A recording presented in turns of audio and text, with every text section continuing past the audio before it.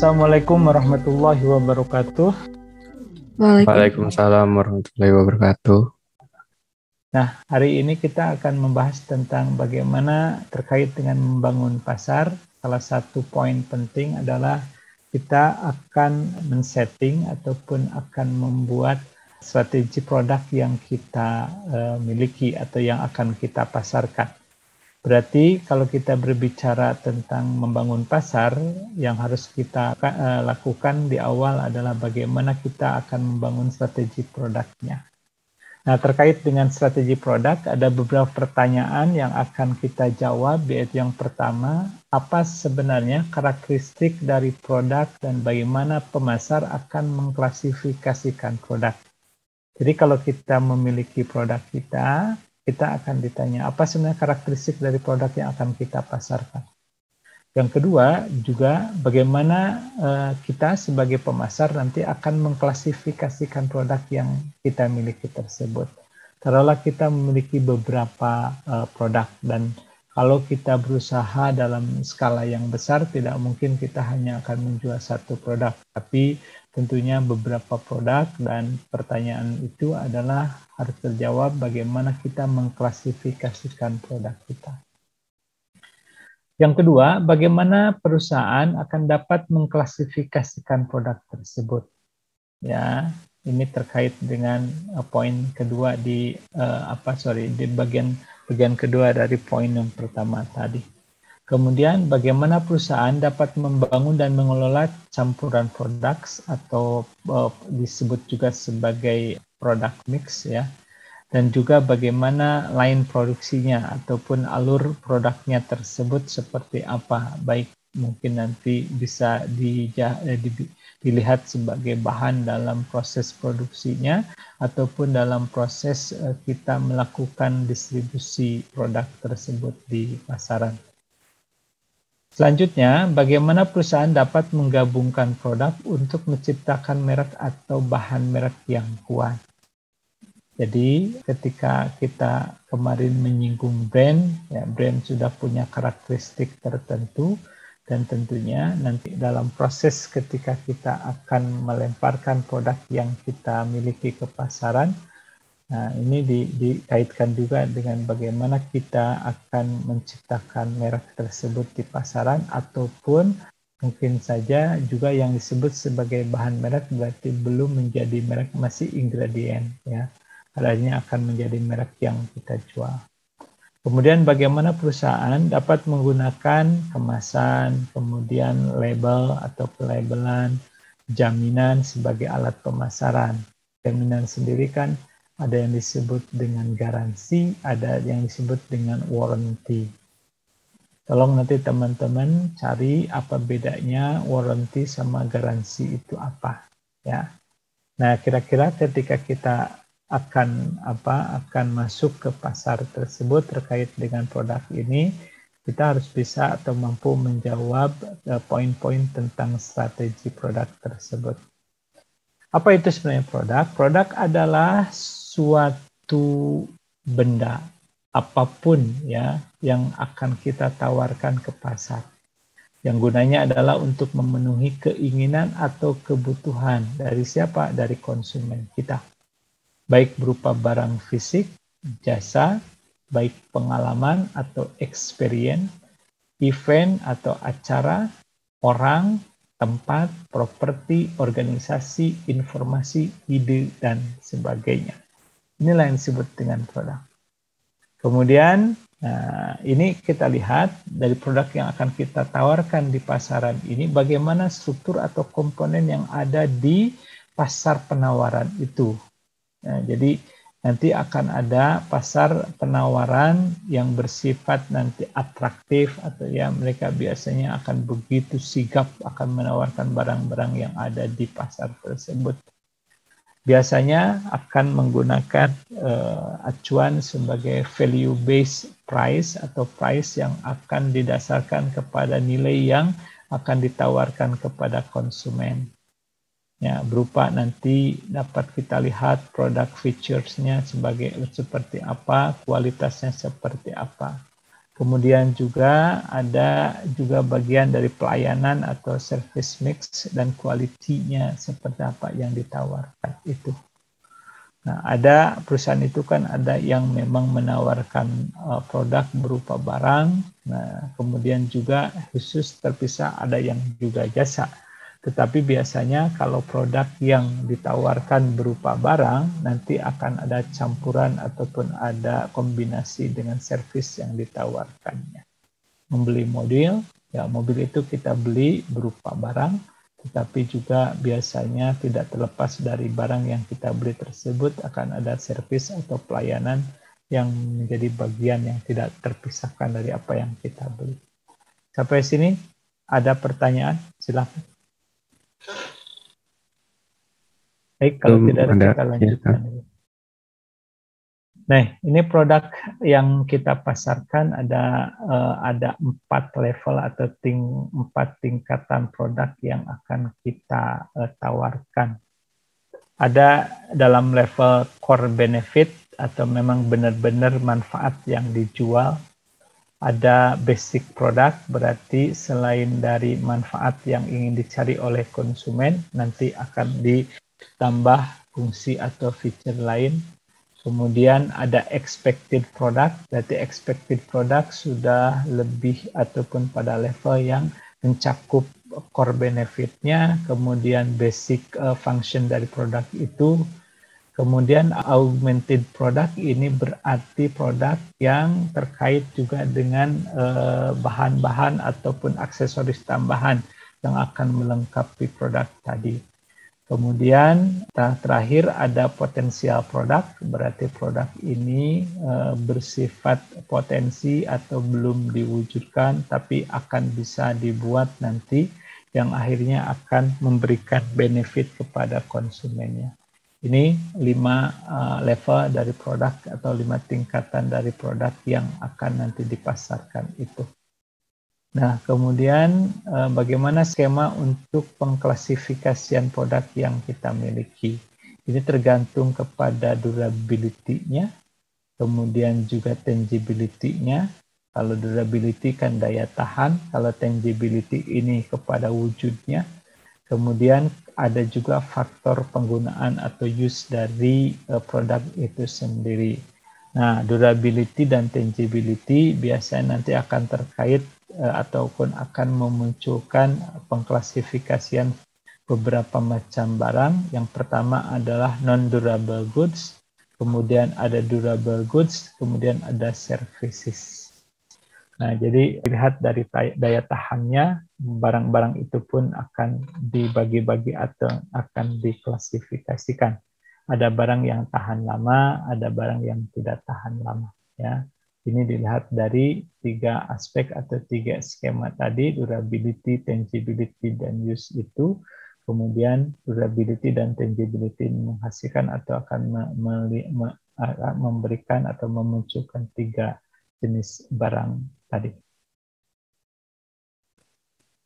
Nah, menurut customer, ya barang-barang itu akan kita klasifikasikannya sebagai berikut. Ada convenience goods, ada shopping good, kemudian ada specialty good, ada unsought good.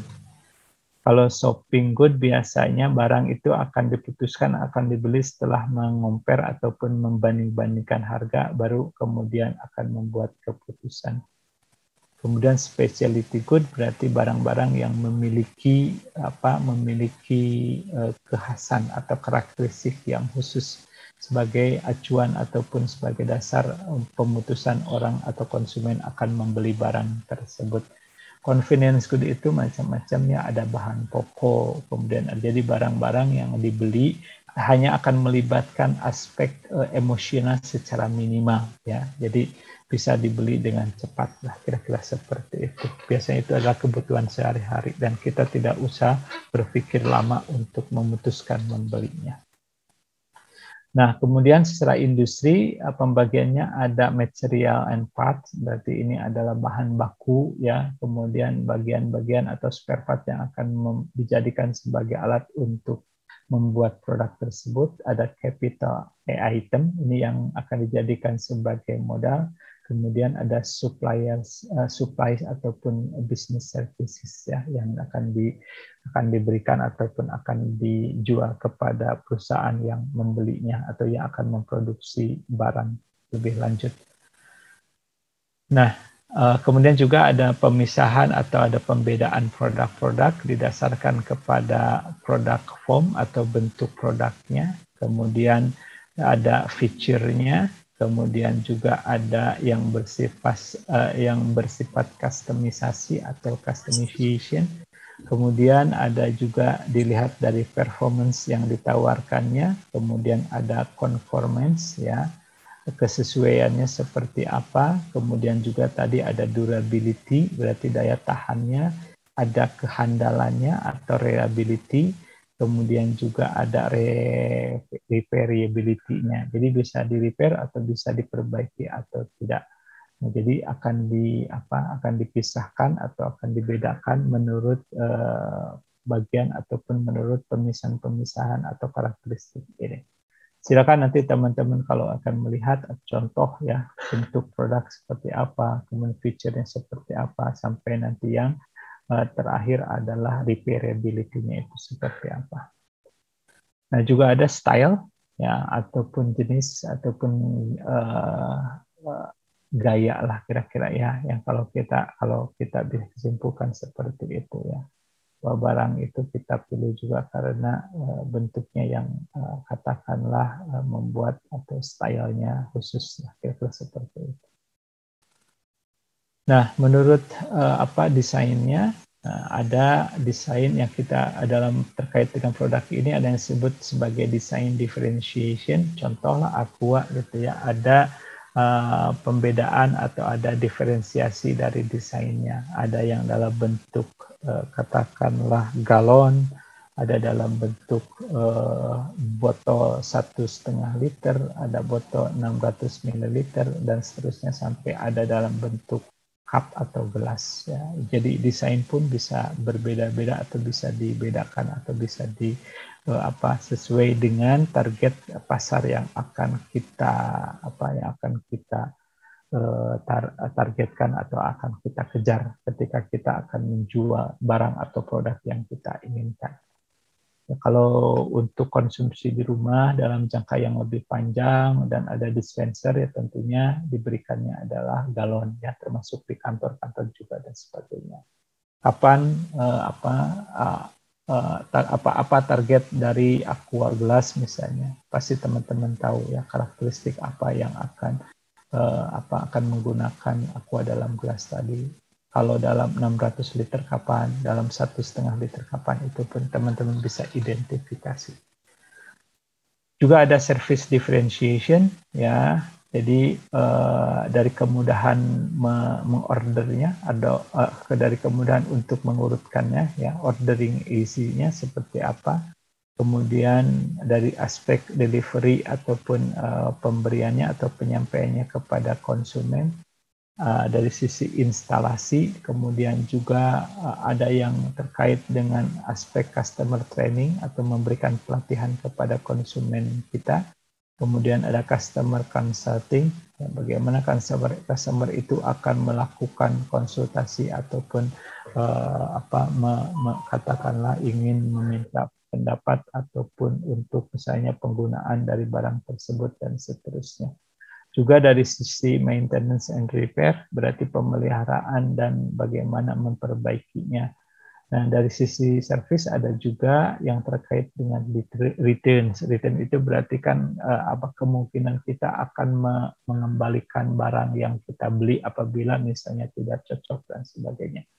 Dan itu biasanya akan menjadi poin penting bagi sementara konsumen atau beberapa konsumen sehingga misalnya kalau tidak cocok atau ada yang cacat bisa dikembalikan lagi dan dia akan mendapatkan penggantian sesuai dengan yang mereka inginkan. Di ini aspek ya ada maintenance and repair dan ini menjadi concern kita apalagi kalau kita membeli barang-barang yang seperti misalnya elektronik dan sebagainya. Nah, terkait dengan produk, ada juga yang dikenal dengan product hierarchy atau hierarki dari produk.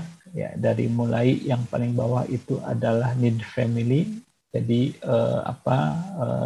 jadi kelompok dari kebutuhan apa. Kemudian untuk memenuhi kebutuhan itu nanti ada product family. Kemudian ada produk class, berarti produk class akan lebih sempit daripada produk family. Jadi produk class ini bagian dari produk family. Jadi di dalam produk family ini nanti akan ada beberapa kelas dari produk yang ditawarkan ataupun yang ada di pasar. Kemudian ada produk lain. Jadi produk lain ini lebih khusus lagi, kelompoknya lebih kecil. Jadi lain ini adalah lebih bagian daripada atau menjadi sub dari kelas. Nanti ada product type atau tipe produk, dan terakhir ada item. Item itu adalah bagian yang paling kecil dari produk yang dipasarkan. Ya, jadi itemnya bisa banyak. Kalau teman-teman belanja di supermarket katakanlah ya. Jadi setiap barang yang kita beli itu jumlah terkecilnya pasti akan disebut item. Berapa item yang dibeli misalnya ya. Itemnya ada 100 katakanlah, di antaranya misalnya ada pasta gigi, ada sabun gitu ya. Nah, nanti produk type berarti sabun sama pasta gigi itu adalah keperluan untuk alat mandi.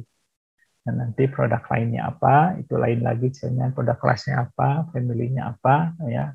Nanti kan ada kebutuhan kamar mandi lah, terus kemudian ada kebutuhan untuk rumah tangga dan seterusnya. Teman-teman silakan nanti diperdalam ya untuk lebih memahami, cari contoh ya hierarki dari produk seperti ini apa saja ya, jangan jauh-jauh dari kehidupan kita sehari-hari saja. Kemudian ada produk sistem dan produk mix ya. Jadi ini lebih kepada nanti akan terkait dengan bagaimana percampuran atau perbedaan dari produk-produk yang dihasilkan, tapi biasanya akan ada overlapping ataupun akan ada katakanlah fungsinya sama tetapi nanti fiturnya berbeda ataupun ada perbedaan sedikit dan seterusnya. Kalau di produksi mobil itu misalnya ada Avanza, tapi kan tipe-tipenya berbeda, tetapi secara fungsinya sama semua untuk sebagai alat transportasi dan seterusnya. Nanti ada produk sistem, nanti ada produk mix, nanti ada produk assortment, ataupun nanti kita bisa mengurutkan lah ya produk yang dimiliki seperti apa, dari sisi apa, ya boleh jadi dari sisi fiturnya, dari sisi harganya dan seterusnya. Kemudian ada kedalaman, ada panjangnya, ada width-nya, ada konsistensinya. Ya, jadi ini adalah hal-hal yang dapat kita perhatikan, dapat kita lihat, ya, sehingga kita bisa membedakan ya bagaimana campuran ataupun sistem yang dimiliki oleh produk yang akan dipasarkan tadi. Ini produk line analisis. Jadi ingat bahwa yang paling kecil adalah item. Kemudian ada produk lain, dan nanti ada kelas, ada family dan seterusnya tadi ya. Nah, dalam melakukan analisisnya nanti kita akan lihat ada core product. Core product itu adalah produk inti atau produk utamanya. Kalau staples itu adalah produk pokok ataupun barang-barang pokok lah, biasa kebutuhan sehari-hari dan sebagainya. Kemudian ada specialties, jadi ada barang-barang atau produk khusus yang didapatkan ataupun yang diperoleh karena untuk kegunaan khusus. Ada convenience item, itu tadi ya, convenience item itu adalah barang-barang yang kita peroleh dengan ketika kita membelinya akan melibatkan aspek emosi yang sangat minimal. Nah, ini jadi ada product item contribution ketika kita akan melihat misalnya ketika ada produk lain yang dijual di pasaran, bagaimana total sales dan profitnya. Boleh jadi katakanlah salesnya kalau produk satu salesnya 50, kemudian dia akan dapat profit 30. Produk 2 bisa jadi antara sales dan profitnya sama gitu ya. Kemudian produk 3 ada salesnya lebih rendah, tapi profitnya akan lebih tinggi gitu ya perbandingannya. Di berapa jualnya, kemudian nanti digabungkan dengan profit revenue-nya jadi berapa akhir seperti itu. Produk 4 begitu, katakanlah tipikalnya, produk 5 seperti itu. Jadi nanti akan dilihat kepada bagaimana total sales dan profit yang dilakukan ya ataupun yang didapatkan ketika kita akan melakukan atau memasarkan produk-produk yang kita miliki. Ini ada yang disebut dengan product map ya. Ini adalah berat kertas yang digunakan, ada yang low ya misalnya 90 mg, ada yang medium 120 mg, kemudian ada high 150, kemudian ada extra high 180 mg. Kemudian ada juga dari sisi finish quality atau kualitas hasil akhirnya. Nah, makanya nanti bisa dipetakan kalau yang low itu ada di mana, misalnya itu general printing, itu berarti mengeprint materi ataupun file-file yang bersifat umum. Tapi ketika extra high misalnya ada di mana, kan ada misalnya di yang B dan C itu berarti kan kualitasnya tinggi, kemudian juga akan menggunakan kertas yang beratnya juga dalam kelompok extra high gitu ya. Nah, berarti kan ini untuk apa? Yaitu sepertinya point of purchase display. Jadi ketika kita akan mengeprint barang-barang yang akan dijadikan sebagai alat untuk display ataupun untuk menunjukkan ataupun memamerkan atau mempromosikan tertentu, bisa jadi misalnya terkait dengan barang apa yang akan dijual, kemudian ada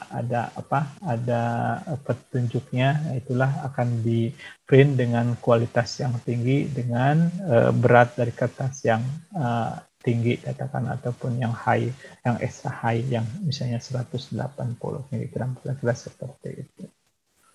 Nah, jadi teman-teman lihat misalnya atau teman-teman bisa lihat ya petanya seperti apa, karena barang-barang itu pasti akan seperti ini ya, tergantung nanti teman-teman akan melihat dari apa ya. Kalau misalnya ini kebetulan adalah hasil cetakan, berarti yang akan dilihat adalah berat kertas sama misalnya kualitas akhir dan seterusnya.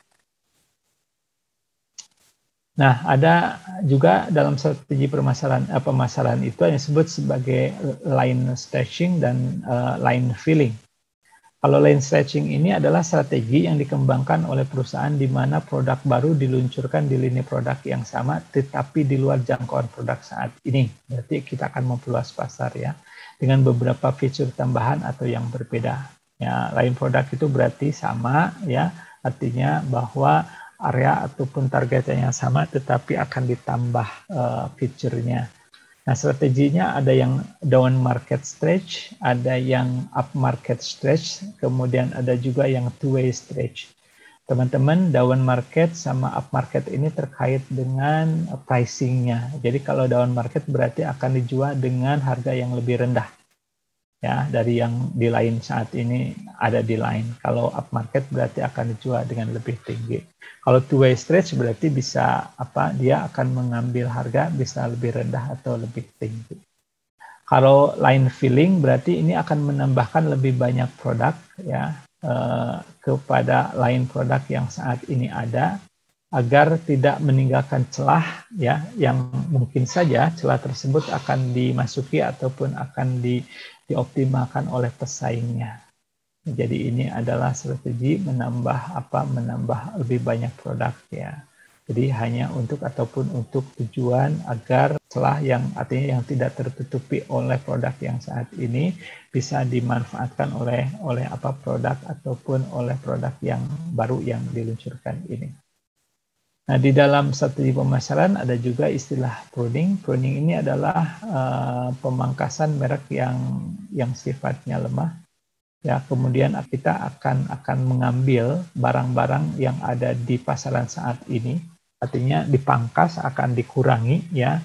Nah, ketika merek-merek yang lemah ini tidak ada di pasar, maka tentunya akan bisa memperkuat lain ataupun memperkuat produk yang tersisa yang ada di pasaran saat ini. Nah, jadi karena misalnya katakanlah ABC gitu ya. Ketika selama ini ini lemah, mereknya lemah, kemudian dihilangkan di pasar, maka sudah barang tentu kalau ketika loyalitas dari konsumen itu sudah terbentuk, maka ketika C tidak ada, orang yang biasa beli C itu, maka atau konsumen yang biasa beli barang C itu akan memilih ke A atau ke B.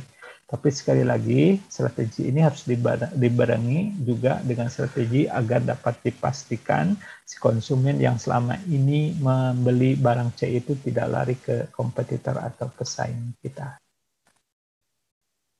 Nah, terus juga ada yang disebut dengan product mix pricing, bagaimana cara kita melakukan pricing untuk produk campuran ini. Kita bisa melakukannya dengan product line pricing, kemudian optional future pricing, kemudian juga ada captive product pricing, kemudian two part pricing, kemudian by product pricing, berarti menurut produknya masing-masing, dan juga ada product bundling pricing. Nah, kalau captive product itu biasa terkait dengan aksesoris ataupun bahan tambahan ya kepada produk yang dijual itu. Nah, ini adalah strategi-strategi untuk menentukan price atau harga dari barang yang akan kita jual. Jadi teman-teman nanti bisa dilihat sendiri ataupun tolong diperdalam apa contoh-contoh dari hal ini. Nah, terkait dengan produk yang kita jual, masalah packaging juga tidak bisa dilepaskan. Packaging ini atau biasa disebut juga sebagai the fifth P, karena teman-teman kan sudah belajar 4 sebelumnya, ya. Ada produk, ada price, ya, ada promotion gitu kan. Ada place, itu 4 sebelumnya. Nah, ini adalah packaging, ini adalah P yang, karena bagaimanapun juga aktivitas dari packaging yang disebut sebagai aktivitas dari bagaimana kita mendesain dan kita menghasilkan kontainer itu kan sebagai alat ataupun sebagai barang ataupun tempat yang akan dijadikan ketika kita akan memasarkan barang tersebut, dan ini sangat penting. Dan packaging itu justru akan memberikan nilai tambah kepada produk yang akan dipasarkan itu. Nah, jadi yang terkait dengan packaging ini ya, ada juga nanti terkait dengan self-service-nya, kemudian ada consumer affluence-nya seperti apa, kemudian juga akan berpengaruh kepada company brand atau image ya, kemudian juga akan terlihat innovation dan kesempatan atau peluang inovasi apa yang bisa dilakukan dengan packaging ini. Dan umumnya packaging ini kan juga akan dibuat sedemikian menarik gitu ya, sehingga orang akan lebih tertarik ya dengan produk yang ditawarkan. Bahkan packagingnya sendiri itu biasanya bisa dipergunakan atau bisa reuse lah, atau bisa dipergunakan oleh konsumen untuk keperluan-keperluan lain. Apa sebenarnya objektif dari packaging itu? Ya, tidak lain pertama sebagai identitas dari brand. Jadi kita bisa mengidentifikasi dari packagingnya itu, oh ini adalah brand ini dan seterusnya. Kemudian juga untuk menginformasikan ya, katakanlah deskriptif dari barang ataupun dari uraian ataupun penjelasan dari barang yang akan dijual, juga hal yang bersifat nanti persuasif ataupun pemberian persuasi kepada konsumen kita atau pengajaran gitu ya. Kemudian juga untuk sebagai sarana ya, sarana produk tersebut dikirim kepada konsumen, dan juga packaging itu akan menjadi alat proteksi ya, agar agar barang yang akan dipasarkan ataupun akan disampaikan kepada konsumen itu dijamin keutuhannya ataupun katakanlah tidak rusak atau tidak cacat di perjalanan. Kemudian juga ini akan membantu di rumah pada saat penyimpanan ya. Jadi artinya akan membantu si konsumen agar lebih mudah ataupun lebih gampang mereka untuk menyimpannya di rumah. Juga jadi akan membantu konsumsi atau produk consumption ya. Jadi ketika menggunakan packaging ini juga akan menambah ataupun juga akan menghasilkan aktivitas ekonomi lainnya, karena packaging sendiri biasanya akan menjadi sebuah produksi atau proses produksi tersendiri. Nah, ini labeling ya. Jadi fungsi dari labeling itu sebagai identitas. Jadi tadi ada packaging, kemudian ada labeling. Labeling itu pun penting ya sebagai satu identitas untuk mengidentifikasi produk yang kita berikan atau yang kita jual, kemudian menunjukkan grades atau tingkatan, kemudian describe ataupun menggambarkan ataupun ya menguraikan lah barang apa yang akan dijual. Kemudian juga sebagai alat untuk melakukan promosi. Nah, teman-teman, seperti kemarin, kalau kemarin terkait dengan brand, sekarang teman-teman tolong juga pelajari lebih lanjut mengenai designing and managing service, bagaimana service itu didesain dan dikelola. Kemudian juga developing pricing strategi dan program. Ya, bagaimana teman-teman akan membuat program dan strategi untuk menentukan harga atau pricing. Saya cukupkan sekian apa yang bisa saya sampaikan. Mudah-mudahan teman-teman lebih giat lagi untuk menggali ataupun mencari bahan sendiri, dan apa yang saya sampaikan mudah-mudahan bisa menjadi pemicu atau modal awal lah teman-teman untuk tertrigger ya ataupun terangsang untuk belajar lebih dalam lagi. Terima kasih banyak, mudah-mudahan teman-teman selalu sehat. Ya, wassalamualaikum warahmatullahi wabarakatuh. Waalaikumsalam warahmatullahi Waalaikumsalam. wabarakatuh. Terima kasih Kang. Sama-sama. Terima kasih Kang. Ya.